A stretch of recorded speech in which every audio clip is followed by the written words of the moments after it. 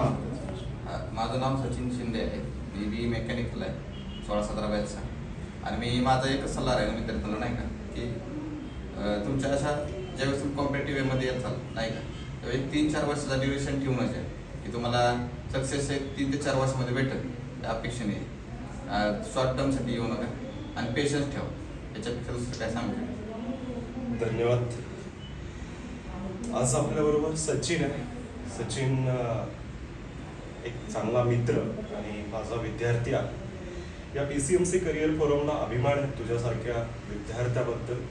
जवळजवळ बी मेकॅनिकल झाल्यानंतर या क्षेत्रामध्ये यायचं आहे. टेक्निकल आणि नॉन टेक्निकल MPSC किंवा इतर स्पर्धा परीक्षामध्ये यशस्वी व्हायचं आहे. आज महसूल अधिकारी म्हणून महाराष्ट्र राज्यासाठी त्यांची निवड झालेली आहे.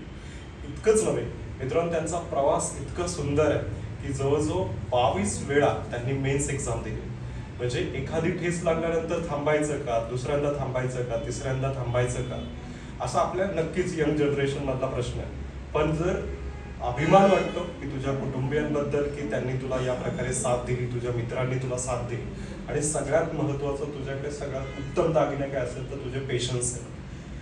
म्हणजे ते तू ठेवले आणि आज जे यश मिळवलं ते त्या 22 मेन्सला खऱ्या अर्थाने मला वाटतं की उत्तर आहे. तुझ्या आईबाबांना खऱ्या अर्थानं तो यश आहे आणि तुझी प्रामाणिक मेहनत पण आहे. अभिमान वाटतो. पुन्हा एकदा PCMC करिअर फोरमचा विद्यार्थी आणि भविष्यातला एक चांगला अधिकारी. All the best. थँक्यू.